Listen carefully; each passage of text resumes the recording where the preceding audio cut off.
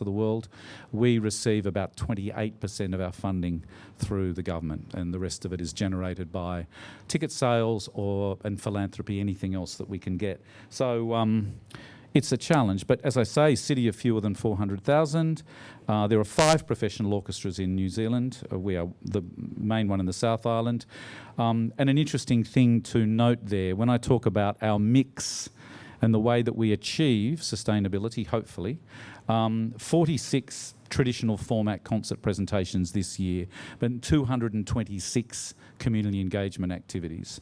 And that's more than 80 individual programs, community engagement programs, offstage programs.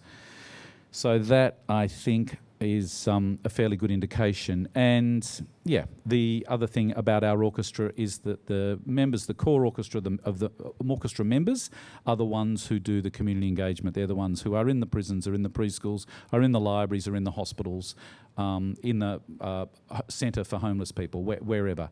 It's the same. So the indication there is, in our community, the musical leaders on stage are also those working in and with community, guiding and mentoring.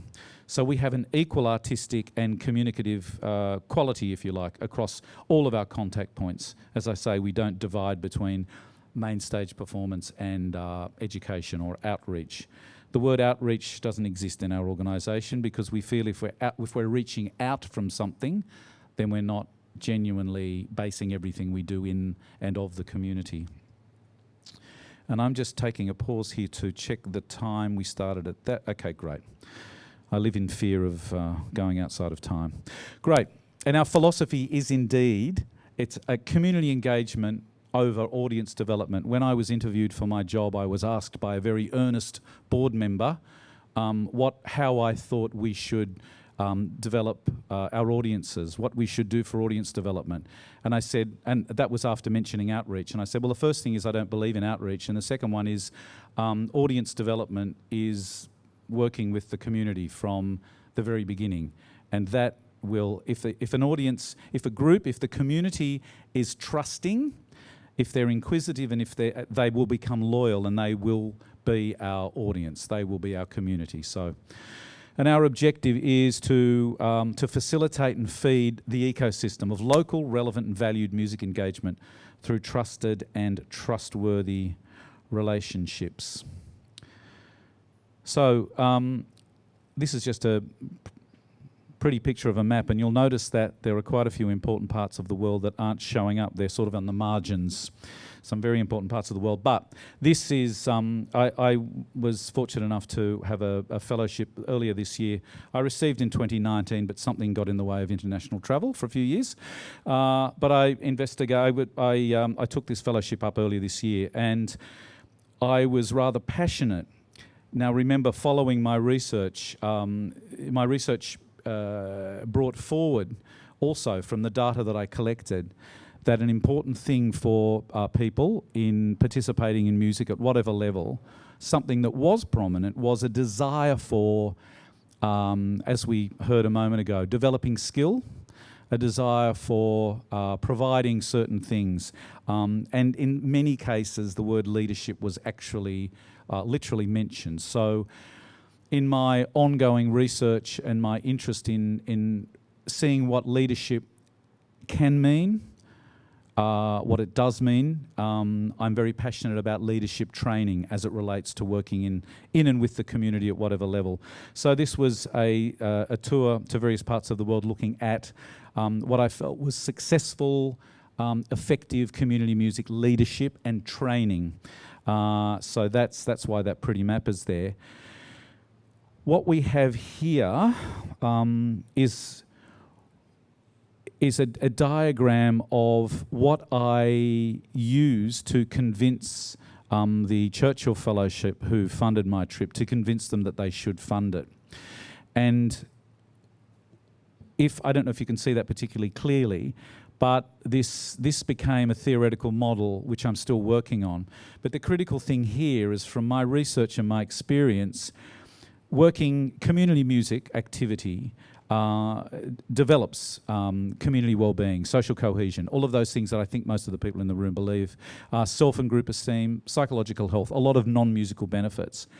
My sense, my research has indicated, my experience has indicated that, as I say, to affect those things, leadership is required.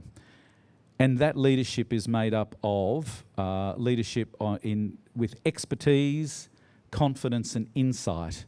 And for me, it's expertise in group pedagogy, expertise in entrepreneurship, expertise in artistic performance, and expertise in communication and advocacy. The confidence and the insight pieces don't particularly need to break down.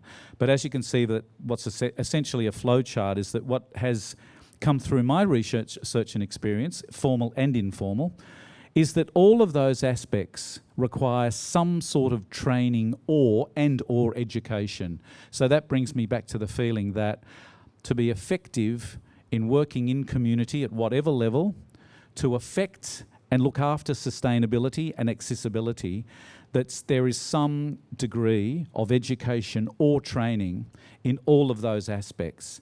And when I visited the 9 environments across the world, looking at environments that I believed were effective in community music leadership and training, through that process of lecturing at each and every one and doing a lot of observing and getting a lot of feedback, now this next one looks quite different, but it's only formatted differently, slightly.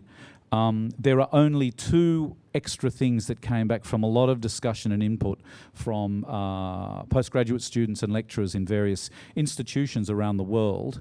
And it might be hard to see, but the 2 things that I hadn't accounted for that I now accept are necessary are on that sort of top line of the leadership components, and that's an intrinsic motivation and courage. So for effective community music leadership, I do believe that one needs to have an intrinsic motivation, but also courage. Courage isn't the same as confidence. I believe that's the case. I've done a lot of soul searching over this, but this is the latest version of my theoretical model. Who cares what my theoretical model is? Possibly only me, but that might be enough. And everyone I have a conversation with. It's fodder for conversation. Can I just check the time that I need to be finished? I think I started at 22 and I have 45 minutes. I don't want to go over. So, okay. Great, because I want time for questions, Q&A as well. Beautiful. So that's a model that I do like to not only talk about, but to discuss with anyone and everyone. What I discovered from my trip earlier this year is that and I seem to like the number 9, or turn it upside down and it's a 6. But the 9 things that came through all of my involvement with my recent trip earlier this year in various environments, but there are 9 characteristics of, and I say successful there, effective might be a good synonym, not cinnamon. And that is, and this also, I'm thrilled to say follows on from Professor Kano's presentation, I think, in terms of relationship, that trusted and trustworthy relationship is key. That is my belief. It's the way that it's worked for me, and I see it working, I see it being effective. A singularity of vision, and maybe we could swap the word singularity from clarity, but everywhere that I have embedded in training environments that focus on community music and leadership, regardless of whether it's an institution that has maybe a faculty of 10 leaders, or somewhere that has 1 person responsible for courses or subjects, regardless, what I see is a singularity of vision in a leader. And I'll talk about the word leader in a moment. Well, here it is. Here it comes. Firstly, we've got involvement over intervention.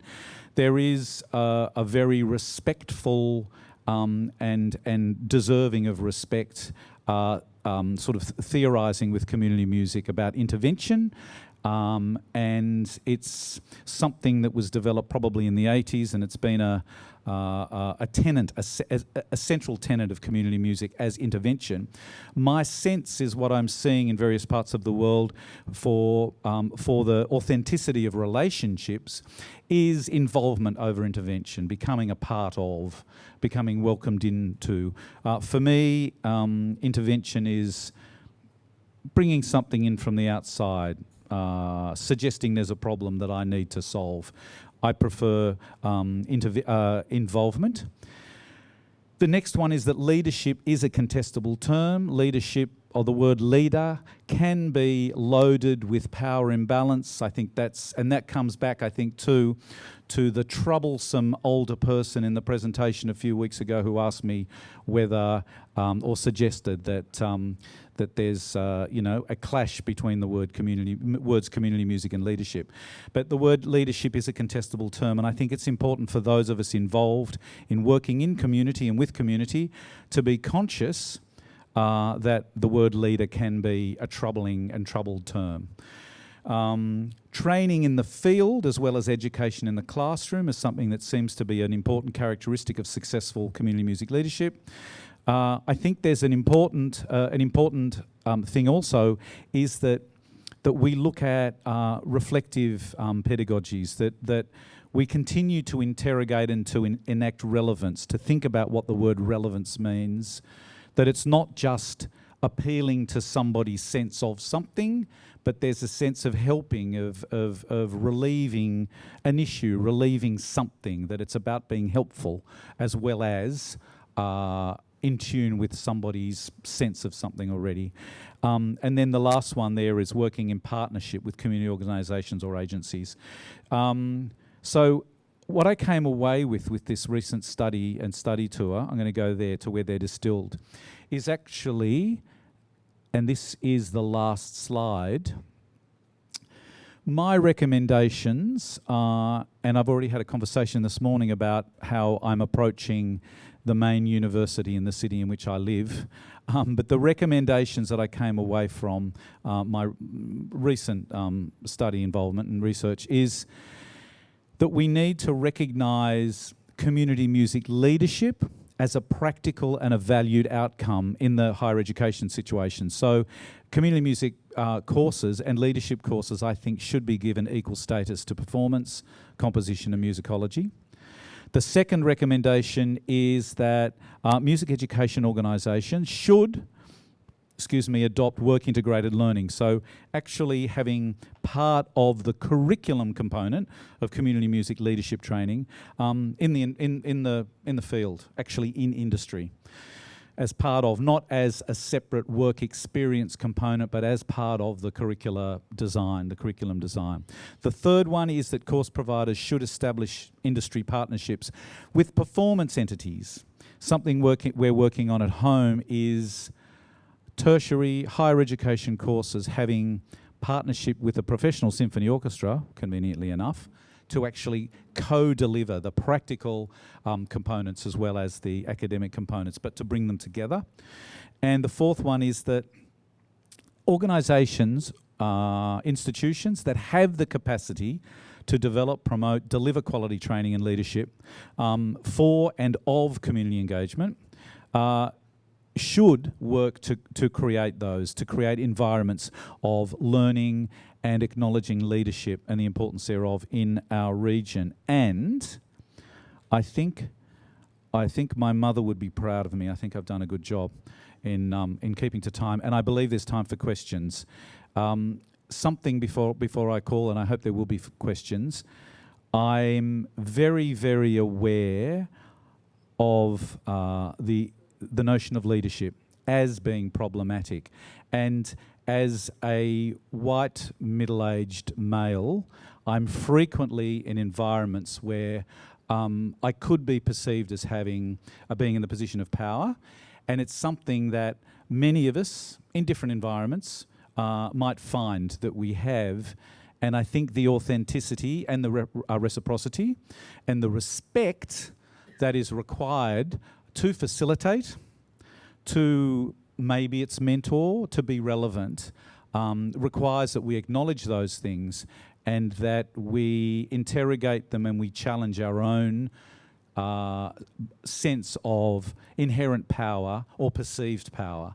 And because of those things, I make a point of using that contested term leader, because I want it to be challenged, and at the same time I want to acknowledge that I think there is a place for facilitating, mentoring, offering solutions, or again, relieving where there is a desire for that. So that's enough for me. Any questions, please?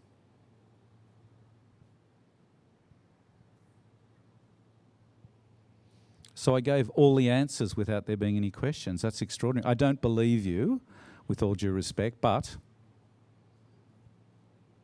Wow. Oh, good.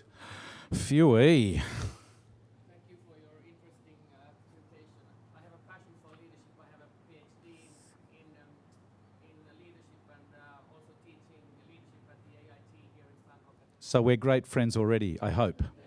Just I could have some, I sometimes I think it's interesting always when you do interdisciplinary and you try to interpret different things, but there's no need to kind of reinvent the wheel. No. So there's a lot of, leadership. What is leadership? But Exactly. It's it's a long philosophical It is. discussion going on, and Yeah. it's interesting to see it in this form. Yeah. Just one suggestion, maybe. Have you heard about the concept of shared leadership? And Yes. leadership. So I was just thinking that this could be something, how to lead people to lead themselves. Yeah. Super leadership, but could be something that could be quite... It's a fantastic suggestion. Yes, I have, and I've looked at different leadership models and followership as well, which is another particular interest of mine. What I see and suggest is particularly looking at the very at heritage art form structures. That there's so much of a hierarchy existing that is sometimes, and particularly if you look at a symphony orchestra, that is sometimes challenged, sometimes resented, sometimes prized, both by the followers and the leaders, that it seems to deserve a specific sort of attention. But yes, and thank you. Yeah. There's a good theory. That's what I did in my PhD. LMX theory, leader follower. Yeah. Looking at the interaction Yeah. just as a Yeah. LMX theory. Yeah, it's fantastic. So yes, thank you, and you've provoked, which is great. Yeah. Please. We had a discussion earlier about shared... Do you want to use this? Somewhere. Oh yeah, great. Yes, it's coming. Yes, it was very subtle. Here comes the microphone. Do you think that at some point leadership can lead to ownership for the people who are actually... That's beautiful. Yes, so leadership leading to ownership. Definitely, I think particularly if the sense of the power imbalance is broken down, because I think the challenge for, I'm going to use the word again, the leader is having access to a sense of ownership. So I'm absolutely convinced that leadership can lead to ownership. And I think the facilitative leadership, which is at the moment what I'm thinking I'm doing, I hope, that the challenge there is to sit so far back to provide nothing more than a support for the development of ownership and sort of group leadership. And I think there again we have the thing of the aspects of responsibility, authentic relationship, so that there's trust, that sort of basal is a shocking word, but that underlying support, that leadership simply is underlying support, that there's sufficient trust then for the ownership and the confident ownership to develop. Because I think the thing that, and I'm surprised it didn't come up in my presentation, there you go, but confidence is something that I see is an aspect of relationality, if you like, in relationship, that needs to be, in my world at least, needs to be encouraged, but actually almost provoked too, constantly, continuously. And I think with the growth of confidence then, and trust, then the ownership develops, and then it's more or less just like being a bit of a custodian or just sitting back and supporting. So thank you for the question, and I hope I answered it. How? So thank you. Okay. And maybe asking the CEO Graham a little bit. Uh-oh, yeah. Yes. And do you see that this kind of approach is becoming common to other CEOs? Beautiful. So whether it's becoming common. So I know that, I believe, because I keep looking and provoking, in Australasia, I believe our model is unique. Not because I want it to be unique at all. I don't want it to be unique. But when I talk to other CEOs of orchestras in Australia and certainly New Zealand and various other parts, actually a lot further than Australasia, what I hear is they will say they have a community engagement, they'll call it something else program. It's always, or an education program or outreach, it's always, so far, a secondary consideration. And there are great reasons for that, because the people who have studied for 20 years or so before getting a job so that they can look like that, most of them have not considered doing the other stuff, because quite right, and I did the same thing. I mean, they train to look like that and do that. And why should they have to extend beyond one-to-one teaching or a bit of this or a bit of that? That's a large part of, it's not the problem, but it's the situation that we need to develop. So it is not common. The desire, sometimes people, my colleagues around the world, will sometimes talk about it, and there are a few great examples, not many, but it's not becoming common. What I can say is that in our community, which is a little, just under 400,000, there's an absolute awareness that what this orchestra does, and it's the reason I live there now, what that orchestra does is about it being sustainable, that it's the only way our orchestra will be sustainable. If I spoke off the microphone, I would say I think it's the only way that symphony orchestras will be sustainable, but I won't say that publicly, no, I'm joking, of course, but that's my belief. So it's not common. I hope it will be common. I hope it will become utterly common, because to me it makes sense. Great. Thank you.